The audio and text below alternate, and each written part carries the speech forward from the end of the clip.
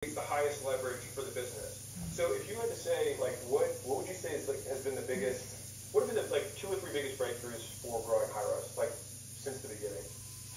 Was focusing. It sounds kind of weird when you look at the whole marketing and how most people operate. Yeah. It was making the product absolutely work for every customer coming in. So that means working with each of them, providing crazy amounts of customer success until every single customer got a result if they tried. That was the biggest thing. Doing that right there, hooks people on, word of mouth grows, you get testimonials, everything snowballs from there. I'd say on top of that, the thing that changed the most after that is probably going to be really just, it sounds so simple, but the sales reps themselves, when they come in, actually focusing on training the team, getting them the training that they need, because that sales conversion on the front end, it goes from 20 to 30%. That drives the business much further. The final thing I would suggest is focusing, especially in software, on brand, because the brand is what people think about when they're thinking about how to solve their solutions. When a person has a tracking issue, or they have an issue with collecting data to push to their AIs, what they're going to do is they're going to look at all these different companies out there, and the brand that they think about, kind of like how you see the Geico Gecko. Yeah. When you think about insurance, I think about the Gecko. Yeah. Geico Insurance. Same exact thing you want to do. And so focusing on these things that are a little bit more vague, but they're a little bit more intangible, that's what really, when we really start focusing on those, that's when the business just snowballs. Yeah, and the things that Becker's talking about, like how do you build the closing muscle for the team? Like one of the things we did is we put all of the actual closes that we train sales guys on first, including the 7 universal closes. I've never seen them documented anywhere, and I feel like I have a big percentage of the sales company out there. And these things crush. But on top of that, if you're struggling in a highly commoditized marketplace, which tracking and data board stuff can be if you don't have a brand, right? And so that's why we wrote the branding playbook, because right now, like you've seen this because you have transparency into all ad tracking, literally.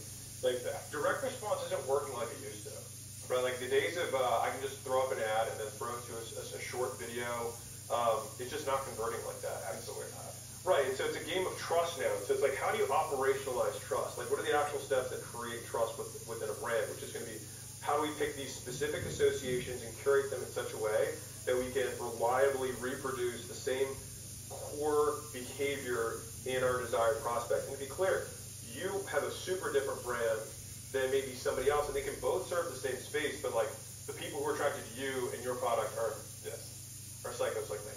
Something like that, yeah. Exactly. I want to talk about one other thing that you had. So when you have agencies who come in, right? You have a new product that's coming out, Air, right? Yes. And so one of the things that you want to explain what it is? I think it's kind of cool. Yeah, so Air does a lot of things in the 30-second elevator pitch. Hyros tracks basically all the data that goes into a business on top of what the customer is doing as they move around the site. Combine it with the sales history, everything behind the data right there. That gives a very, very big level of food for AI. And so when you push all that over and you translate it into actual marketing tools that AI can use, so you basically have the tools that the AI uses right here, you can create all sorts of crazy stuff. For example, like Air will recognize people coming to their sites, it'll recognize who they are, their demographic, everything about them, the business that they work for, the business that they're at. Then it comes over to the page, it watches everything they're doing, and then, for example, like an SDR would do, it reaches out to them based on what they're looking at, based on who their business is, based on who they are, and shows how the product that the AI is selling relates to that specific business, all from this data right here, connecting it all the data with AI. So that's one example of a lot of things we do. And so what's pretty cool about the actual offer mechanics behind this is that, so an agency comes in, and so what do you do to get an agency to buy this, even though it's based on performance? So the funny thing is, we would give it away to agencies for free. They come in, they get an agency account, and we hope they hook the people in. They don't do that. Yeah. So the secret on the flip side, the other one was like we'd have to charge people and put the price. This one right here, we actually want to charge them to motivate them, and it uses the hook, and an offer to give them the money back if they do the thing we want them to do. Yep. In a nutshell, that's what we're doing. So this is an example of win your money back, by the way, for everybody. So I mentioned this offer during the presentation earlier.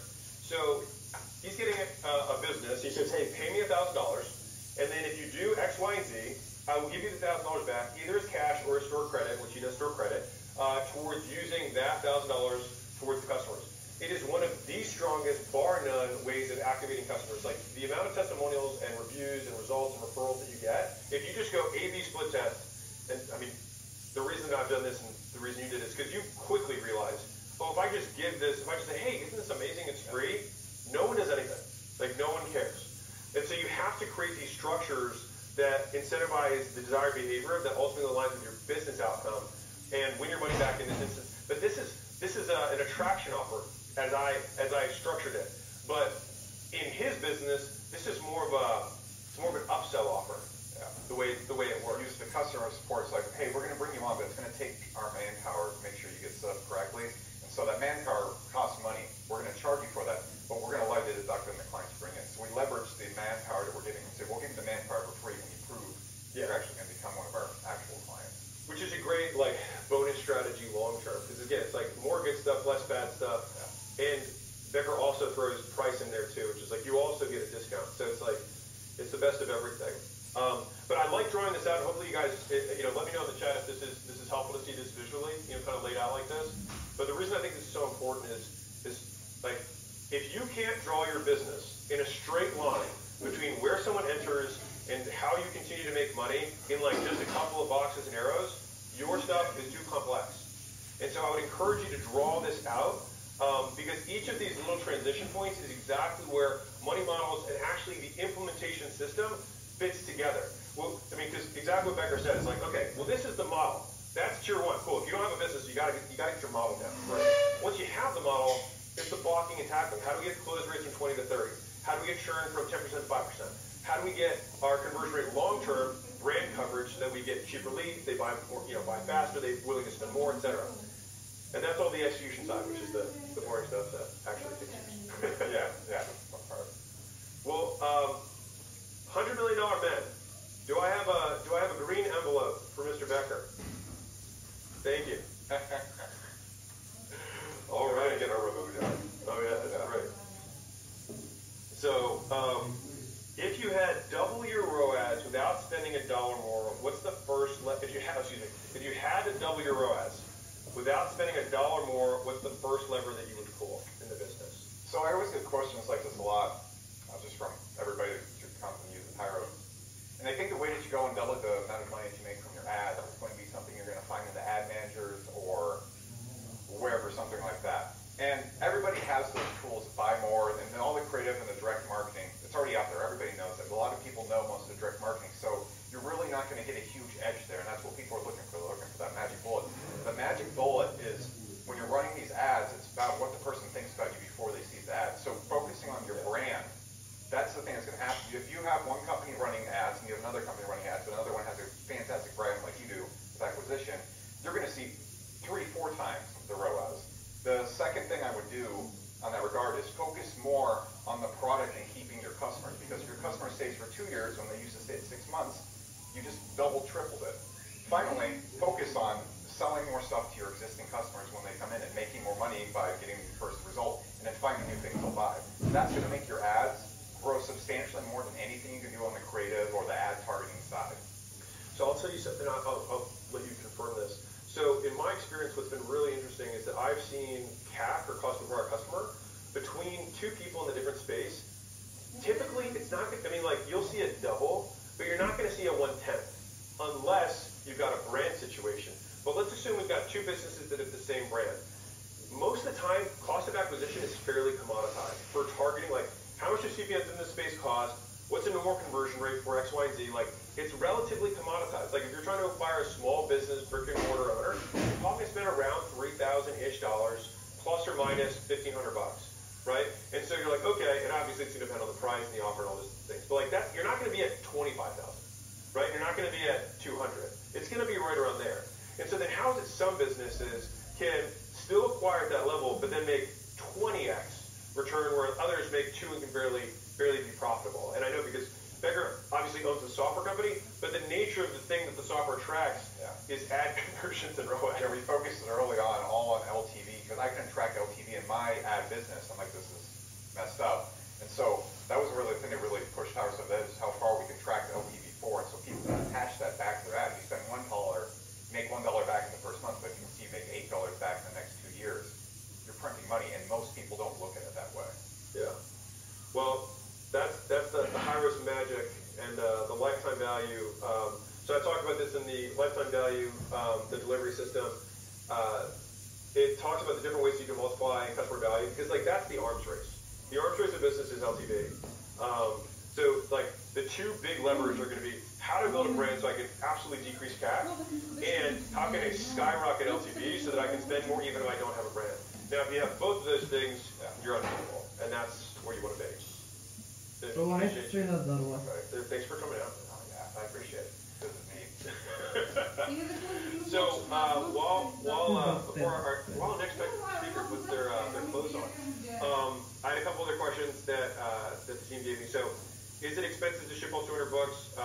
Do we have to ship all of the books? So it's really just however you want to redeem them. So if you're giving the coupons out to different people, they'll pay the shipping so that you don't have to. And that's just because we had to do it for people live all over the world. And so we had a lot of big decisions we had to make that were kind of like one-way doors. And it was either like had some people have to pay taxes and shipping for all of these books before having them, and we're like, you know what, I think we'll just do it when people redeem it. The next one was, I can't see a firm. So this is written in all caps. You need to put in your billing address to see a firm. Second, you need to log out of ShopPay.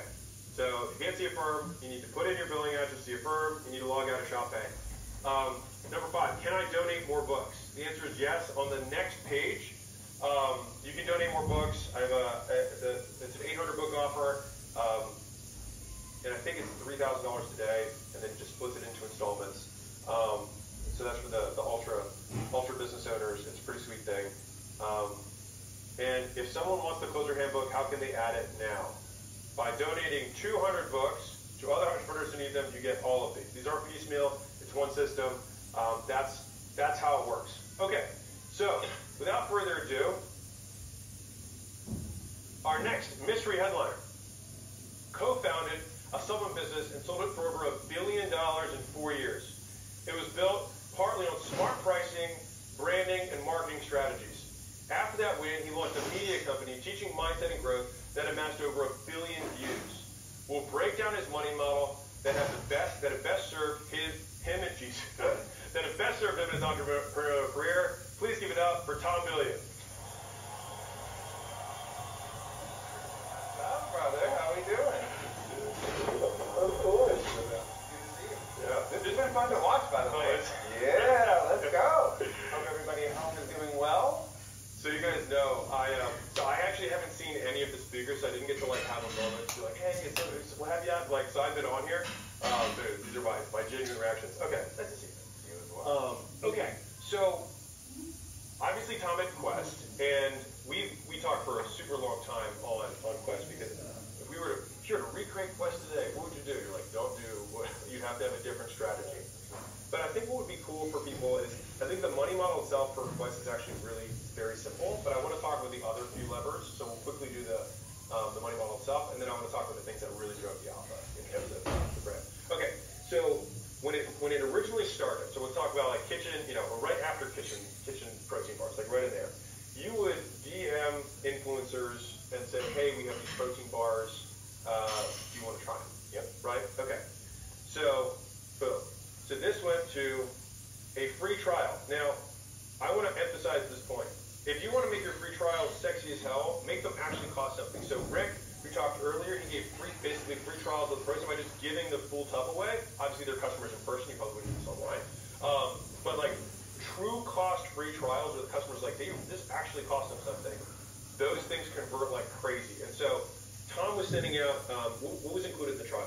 It depended on the person. It could be a couple bars, could be a couple boxes. Okay, got it. So like from probably $2 all the way to maybe $100 depending on hard cost. Yeah. And these are going to like influencers and people that have like followings. Yeah. Okay. So some of it was micro influencers. Some was people that really understood metabolic impact. So it was different. Wasn't always somebody that looked like you, but was often somebody that looked like you. Could also be whatever. Okay, so you would give out, you do these free trials, people get a couple bars. Now, one of the things, I want to emphasize this because I think it's a cool story. So one of the big reasons this was able to work from a cash flow perspective, because I didn't actually know this, or I hadn't confirmed it until you and I spoke, but Quest grew bootstrapped until they exited. Do you know how insane that, to go from 0 to $1 billion in 4 years bootstrapped for physical products And so one of the things that I thought, there's a couple things I want to bring up, but one of them is like, you talk about this concept of finding hard, and can you give me like 2 minutes on it? Because I just love the concept overall for the audience. So ultimately, the thing you're going to be able to monetize is